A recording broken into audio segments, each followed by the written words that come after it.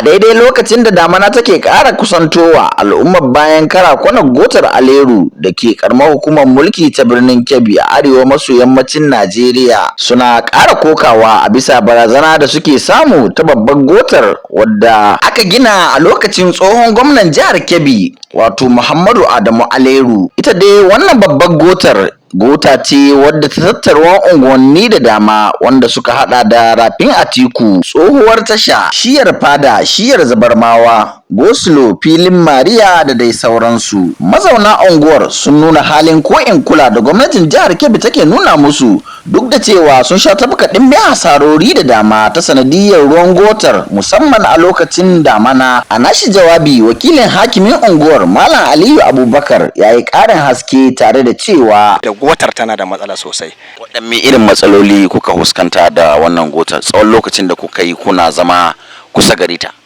Lallai haƙiƙani za a ɗauka kusan dai aƙalla shekaru da za su kai kusan shekara 10 dai.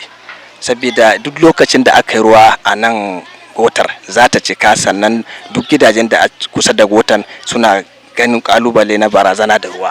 Da kuma yara da dai sauran, sai ma an ɗauke kusan sati ɗan yan ruwa kamin wasu gidaje su ɗan samu su sarara tukuna. Hasarorin da ake na dukiyoyi magana ta Allah, sannan kuma yara sukan fadawa, sai dai cikin gaggawa akan samu mutane su taimaka su fitar da waɗannan yara, amma akwai dukiyoyin da suka halaka har dabbobi da yawa. Kazalika wasu mazauna unguwar da muka samu zantawa da su sun nuna rashin jin daɗin su akan matsalar.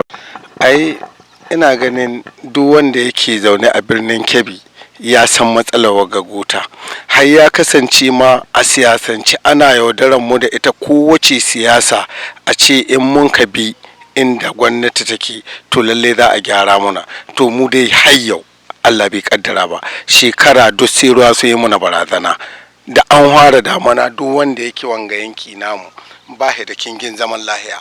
Da an fara damana babu abin da ba a yi hasara ba wallahi, saboda waga guta an yi hasarar gidaje, an yi hasarar dukiya, an yi hasarar dabbobi, rai kala-kala, babu abin da ba a yi hasara ba.